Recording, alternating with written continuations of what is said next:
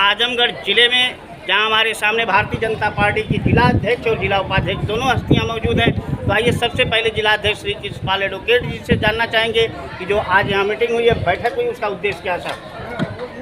समाज में तमाम तरह की संस्थाएं काम कर रही हैं, तमाम एनजीओ, तमाम स्वयंसेवी संस्थाएं समाज में काम कर रही हैं। भारत के सामने जो चुनौती है, उस चुनौती को समझने के लिए, उसमें उनको शामिल करने के लिए आज ये सभी एनजीओ का सम्मेलन भारतीय जनता पार्टी के बैनर में आयोजित किया गया था। और मुझे खुशी है कि सभी 52 एनजीओ में से 48 एनजीओ के लोग उपस्थित थे। सभी 68 संस्थाओं में से करीब 60 संस्थाएं उपस्थित थी।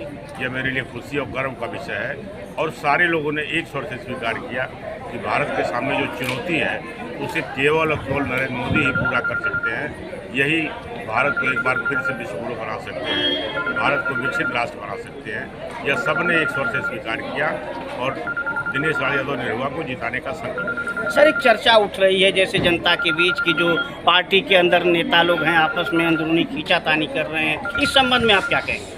भारतीय जनता पार्टी का एक एक कार्यकर्ता पार्टी के साथ, पार्टी के निर्णय के साथ खड़ा है, बल्कि यह संकट दूसरे दलों में है। मुझे जो जानकारी मिली है, समाजवादी पार्टी के नेता, उनका खुद का विचार है कि यह सीट खाली करानी है तो चुनाव में धर्मेंद्र यादव को हराना ही पड़ेगा, नहीं तो आजमगढ़ के किसी व्यक्ति के हिस्से में जीवन में कभी कोई चुनाव नहीं है। आइए इसी कड़ी में जिला उपाध्यक्ष हरिवंश मिश्रा जी से जानना चाहेंगे। बताइए सर, कैसे आप जीत दिलाएंगे अपने क्षेत्रीय सांसद को।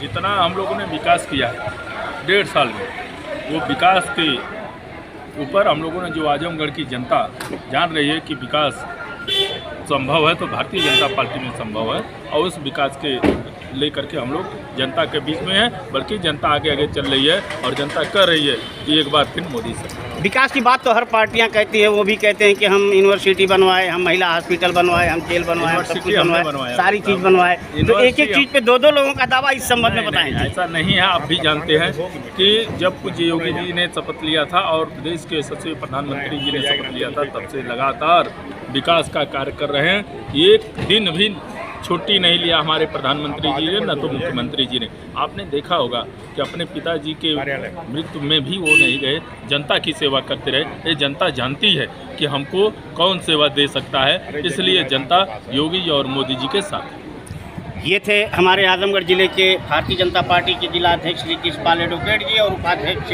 हरिवंश मिश्रा जी, जो अपनी बातों को बता रहे थे। आपके सामने हम मौजूद हैं आजमगढ़ जिला से अपने सहयोगी राम नारायण और बबलू राय के साथ। श्री न्यूज़ के लिए रोशन लाल।